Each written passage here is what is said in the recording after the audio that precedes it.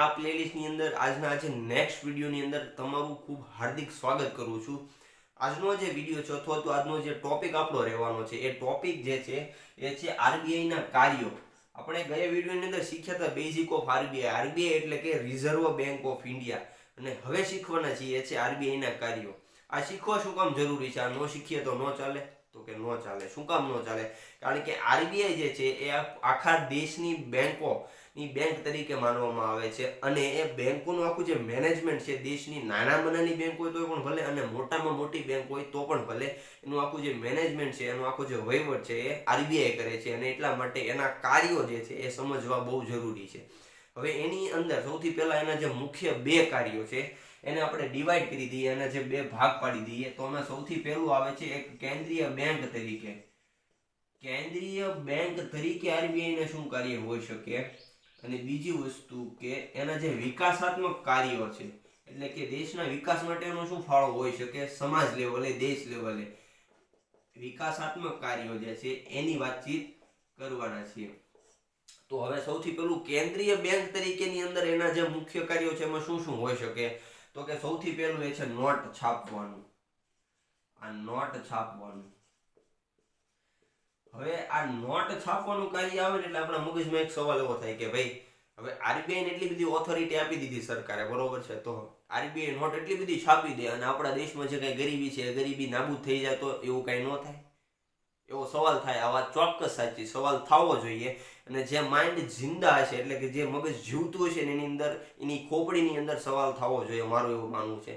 એટલા માટે આ જે વસ્તુ, આ જે સવાલ છે ને, આમ સવાલ આમ કહેવાય ને કે લાજવાબ સવાલ છે, અને આ સવાલ થવો જોઈએ, પરંતુ એનો જવાબ એવો હોઈ શકે કે જો હવે સરકાર એમને ઓથોરિટી એવી આપી દે ને કે તમે નોટ એટલી બધી છાપી દો ને કે ગરીબી આપણે નાબૂદ કરી દેવી છે, પણ એવું કોઈ શક્ય ન બને। શું કામ શક્ય ન બને? કારણ કે જો આરબીઆઈ નોટ છાપવાનું ચાલુ કરી દે ને તો આપણે એક સમય એવો આવે કે જ્યારે આપણે કોઈ પણ વસ્તુ લેવા જઈએ ને તો નોટની એટલી બધી થોકડી લઈને જવી પડે, એટલો મોટો ડટ્ટો લઈને જવો પડે, ત્યારે આપણે વસ્તુ લઈ શકીએ છીએ। અને એ વસ્તુને શું કહેવાય? તો કે એને ફુગાવો કહી શકાય। આ ફુગાવો ન થાય એટલા માટે આરબીઆઈ સરકારની ગાઈડલાઇન્સ અનુસાર જ કામ કરે। સરકાર જે પ્રમાણે કહે કે ભાઈ દેશની ઇકોનોમી આ રીતે જાય છે, તો એને એ ઇકોનોમીને મેન્ટેન કરવા માટે તમારે એટલી જ નોટ છાપવાની જરૂર છે, જેટલી અમે તમને કહીએ છીએ એટલી જ નોટ છાપવાની, એનાથી વધારે નહીં છાપવાની। અને આ ઓથોરિટી અને આ જે નોટ છાપવાનું કામ છે ને એ બહુ કડક અને શિસ્તબદ્ધ રીતે, બહુ ફૂલ્લી સુરક્ષા સાથે કામ હોય છે, નહીતર તો ગમે એ માણસ નોટ છાપી શકે ને? ન છાપી શકે? છાપી જ શકે। સાચી વાત છે। એટલા માટે આજે મહત્વનું કાર્ય કેન્દ્રીય બેંક તરીકેનું એ છે નોટ છાપવાનું। બીજું જે છે એ બેંકોની બેંક તરીકે। બેંકોની બેંક તરીકે કઈ રીતે? મેં તમને હમણાં જ વાત કરી કે આખા દેશની અંદર ગમે એવડી મોટી બેંક હોય, એસબીઆઈ હોય તો પણ ભલે, એચડીએફસી હોય તો પણ ભલે, એક્સિસ હોય તો પણ ભલે, આઈસીઆઈસી હોય તો પણ ભલે, અને નાનામાં નાની કોઈ પણ બેંક હોય તો પણ ભલે, દેશની નાનામાં નાની બેંકથી લઈને દેશની મોટામાં મોટી બેંક સુધીનો આખો જે વહીવટ છે એ માત્ર ને માત્ર આરબીઆઈને આપેલો છે। કોને આપેલો? તો કે આરબીઆઈને। એટલા માટે એને બેંકોની બેંક તરીકે ઓળખવામાં આવે છે।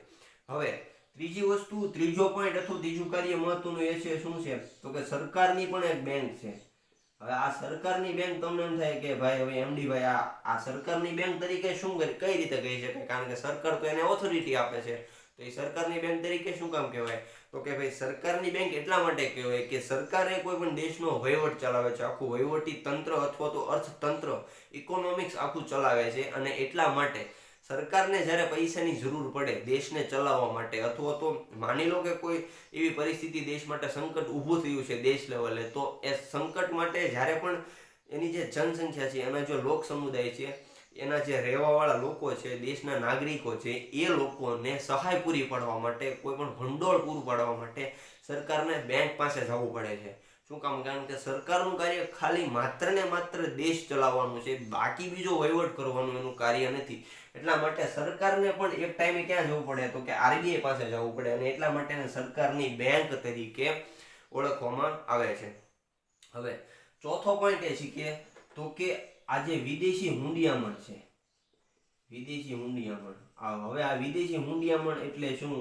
એવો સવાલ થાય તો કે વિદેશી હુંડિયામણ એટલે કે જે બીજા દેશની કરન્સી છે, માની લો કે અમેરિકાની કરન્સી ડોલર છે, તો એ કરન્સી ભારતમાં આવે છે, હવે એ કઈ રીતે આવે તો કે જ્યારે પણ કોઈ પણ દેશનો બિઝનેસમેન ઇમ્પોર્ટ અને એક્સપોર્ટનો ધંધો કરતો હોય ત્યારે અહીંની કરન્સી ન્યા જતી હોય ને ન્યાની કરન્સી અહીંયા કન્વર્ટ થતી હોય. એ કન્વર્ટ કરવાનું કાર્ય કોને આપેલું છે તો કે આરબીઆઈને આપેલું છે. અને બીજી વસ્તુ કે એનું આખું જે મેનેજમેન્ટ છે એ મેનેજમેન્ટ વિદેશી હુંડિયામણનું કરવાનું એ છે બેંકને આપેલું છે. કેન્દ્રીય બેંક તરીકે આરબીઆઈને આપેલું છે.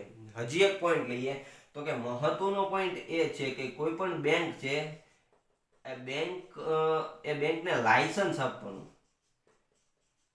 આ લાયસન્સ આપવાનું કાર્ય, લાયસન્સ આપવાનું અને રદ કરવાનું, આ બે કાર્ય જે છે ને એ મુખ્ય આરબીઆઈ કરતી હોય છે. શું કામ? કારણ કે આપણે હમણાં વાત કરી બેંકોની બેંક છે તો એટલા માટે આ બેંક ચલાવવી કે ન ચલાવવી અથવા કેટલો ટાઈમ ચલાવવી, એના ધારાધોરણ શું છે, નીતિ નિયમો શું છે, બધી જ વાતચીત કોણ કરે? આરબીઆઈ કરે. અને એટલા માટે નાનામાં નાની બેંક હોય ને તો પણ એનું લાયસન્સ આપવું અને રદ કરવું એ કોને ઓથોરિટી આપેલી છે તો કે આરબીઆઈને ઓથોરિટી આપેલી છે. અને એટલા માટે જ એને આ બેંકને લાયસન્સ આપવાનું રદ કરવાનું કાર્ય સોંપવામાં આવેલું છે. હવે આ 5 પોઈન્ટ જે છે એની આપણે વાતચીત કરી એ કોના લીધે તો કે કેન્દ્રીય બેંક તરીકેની વાતચીત કરી.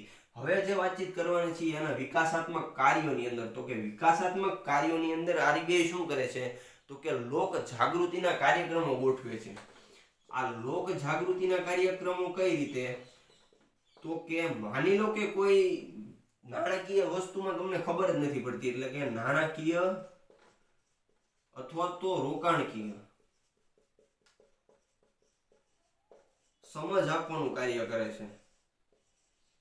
અને એટલા માટે જ આરબીઆઈ અથવા તો એની અંદરમાં જે બેંકો અધર્સ બેંકો આવે છે એ બેંકો લોકોને લોક જાગૃતિ પૂરી પાડે છે કે તમારા રૂપિયાનું રોકાણ તમારે અહીંયા કરવું જોઈએ અથવા તો આ એટલા સ્ટેપ છે જેના આધારે તમે તમારા નાણાંને બચાવી શકો છો અથવા સેફ કોઈ પણ જગ્યાએ સાચવી શકો છો. એવા જે કંઈ પણ સેમિનારો કદાચ તમે જોયા હશે અને કદાચ કંઈક સાંભળ્યા છે કોકના થ્રુ. આ રીતે બેંક જે છે એ લોક જાગૃતિના કાર્યો પણ વિકાસાત્મક કાર્યોની અંદર કરતી હોય છે. અને મહત્વનો પોઈન્ટ જે છે ને હવે જે શીખવાનો છે અથવા બેંક કામ કરે છે બહુ મહત્વનો લોકો માટે કામ કરે છે એ છે તમારી સાથે કોઈ પણ ચીટિંગ થઈ અથવા તો ચીટિંગ કે ફ્રોડ થયું ને તો એની સામેની સુરક્ષા તમને પૂરી પાડે છે. સુરક્ષા અને આ સુરક્ષા પૂરી પાડે છે. બીજી વસ્તુ તમને માહિતગાર કરે છે, માહિતી પૂરી પાડે છે કે ભાઈ માની લો કે કોઈ પણ કારણોસર તમને નથી ખબર પડી અથવા તમારી સાથે ચીટિંગ અથવા ફ્રોડ થયું છે તો એની જે આખી માહિતી તમને ગાઈડલાઇન્સ આપે છે કે તમારે આ સ્ટેપથી તમારા જે ગુમાવેલા નાણાં છે, રૂપિયા છે એ તમે પાછા મેળવી શકો છો. આ રીતનું આખું કાર્ય વિકાસાત્મક કાર્યોની અંદર આરબીઆઈ કરતી હોય છે. હવે આજનો વિડીયો તમને કેવો લાગ્યો એ મને કોમેન્ટની અંદર કહેજો. અને બીજી વસ્તુ કે આ વસ્તુ શીખવાનો પર્પઝ માત્ર ને માત્ર એટલો હતો કે આપણે ભણી રહ્યા છીએ ઇકોનોમિક્સ. ઇકોનોમિક્સ શીખવું બહુ જરૂરી છે. અને મારું પર્સનલી એવું માનવું છે કે કોઈ પણ વ્યક્તિને રૂપિયો સમજવો હોય તો સૌથી પહેલા જે તે દેશની ઇકોનોમીને સમજવી બહુ જરૂરી છે. કારણ કે ઇકોનોમી એ દેશનો પાયો કહી શકાય. એટલા માટે શીખવું બહુ જરૂરી છે. સો આજનો વિડીયો તમને કેવો લાગ્યો મને કોમેન્ટની અંદર કહેજો. અને વિડીયોને છેલ્લે સુધી જોવા માટે આપ સર્વનો દિલથી ખૂબ ખૂબ આભાર.